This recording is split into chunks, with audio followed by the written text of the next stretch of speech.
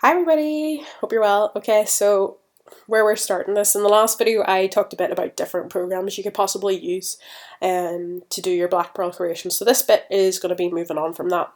So obviously one of the most obvious things is you may never copy an existing creation on the game, alright? Or on any other website. So basically what this is talking about is plagiarism. Plagiarism is where you take somebody else's work and claim it as your own. And that doesn't mean that I just go, for example, if I went on, I'm trying to think of a good example here, right? If I went on to here, for example, and I picked this, and here's a coat, for example, okay? And if I was to save this picture, okay, and I drew a bit on it, added a few more things, and I submitted that to the game, that's plagiarism, okay? It doesn't matter how much or how little you change, it's still stealing and you're not, doing your own piece of work. So that's what that's kind of talking about there. And then you can use photographs to inspire you, okay? Don't trace, copy, color pick, whatever from else. There are in different servers, some people are more strict about coats. I've noticed like some people say you can't do this on this server, but they say, oh, you can do that on this server, it's fine. But you need to take into consideration, right?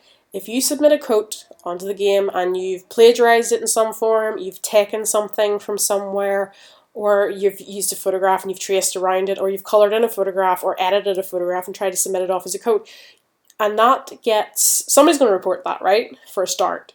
And if they report it, you're going to lose karma, okay? And then you can't, obviously you're not going to be able to, submit it, and you're going to basically probably lose the ability to send in another one. So, one of the things to bear in mind, you can be as realistic or as crazy with your ideas as you like, but there is a couple of things that you need to sort of be aware of, right? Which we'll get to in a while. So there is, whenever you want to send in an illustration, you have to use the templates provided. Now, later on in another video, I'll get really into these, but if I just open these, this is the template for donkeys, unicorns, winged unicorns, horses, ponies, and Pegasus, okay? Whatever you draw has to go inside this white bit in the middle, okay? This border around here and the black bit, you can't have anything outside of that, so it has to be within this white bit here. Now, if you're doing a helios background, as you can see, you want an area for your horse to stand on. So this is the horse here, so you need to draw it in such a form, and everything here in this white bit can be the background.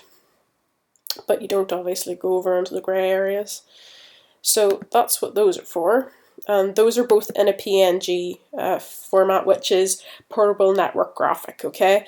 Which means it's transparent. And I'll try and explain that later on. Okay, so obviously the black frame marks the position of the horse to help you position your landscape properly, so it just reshowed this, so as you can see in that bit.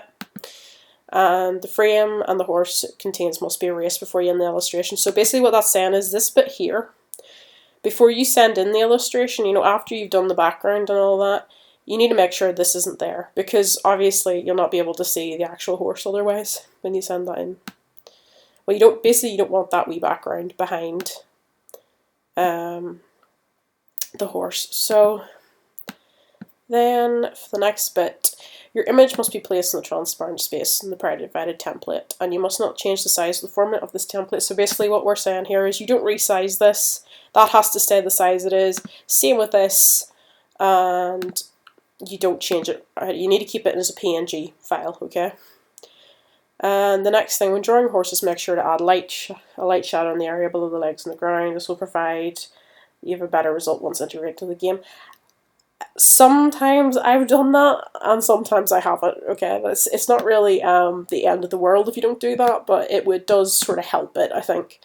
And try not to place important elements of the decor at the bottom of the landscape. Right, what that's saying there is if I open up another tab here, as you can see, I'm trying to think of a really good example, but on some of the layouts, right, it fades at the top and it fades at the bottom. So if you have something really lovely, spend hours drawing something really nice at the bottom, and when you put it on your horse, suddenly it's kind of faded and it's not really there. So that's what that's talking about. Where am I? There we go. And then whenever we're going to the publishing, right, well, I think I will leave that there, and I'll talk about the next stage in the next video. Alright, thanks for listening, guys. Hope you had a lovely day. Bye, guys.